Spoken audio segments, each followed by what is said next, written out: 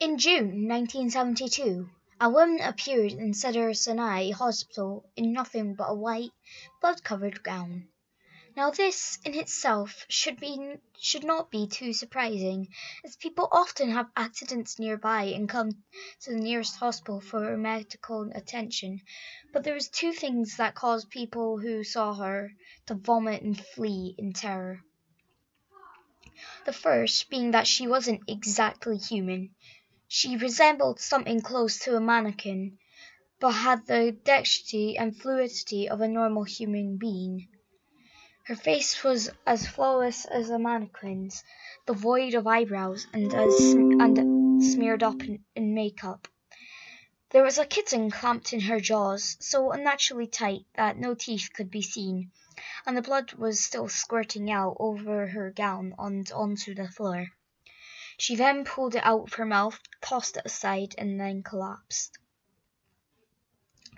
From the moment she stepped through the entrance to when she was taken to a hospital room and cleaned up before being prepped for sedation, she was completely calm, expressionless, and motionless. The doctors thought it'd be best to restrain her until the authorities could arrive, and she did not protest. They were unable to get any kind of response from her, and the staff members felt too uncomfortable to look directly at her for more than a few seconds. But the second the staff tried to sedate her, she fought back with extreme force.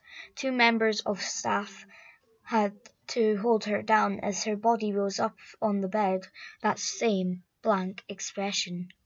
She turned her motionless eyes towards the male doctor and did something unusual. She smiled. As she did, the female doctor screamed and let go out of shock. In the woman's mouth were not human teeth, but long, sharp spikes, too long for her mouth to close fully without causing any damage.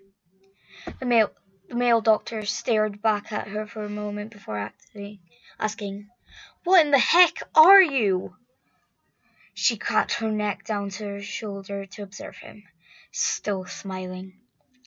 There was a long pause. The security had been alerted and could be heard coming down the hallway.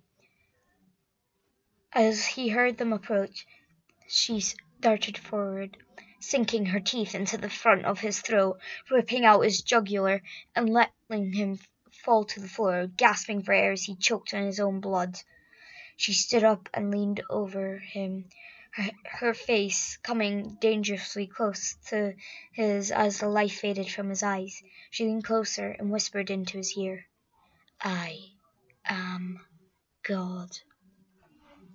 The doctor's eyes filled with fear as he watched her calmly walk away to the security men.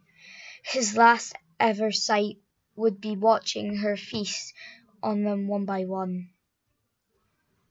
A female doctor who survived the incident named her the Expressionless. There was never a sighting of her again.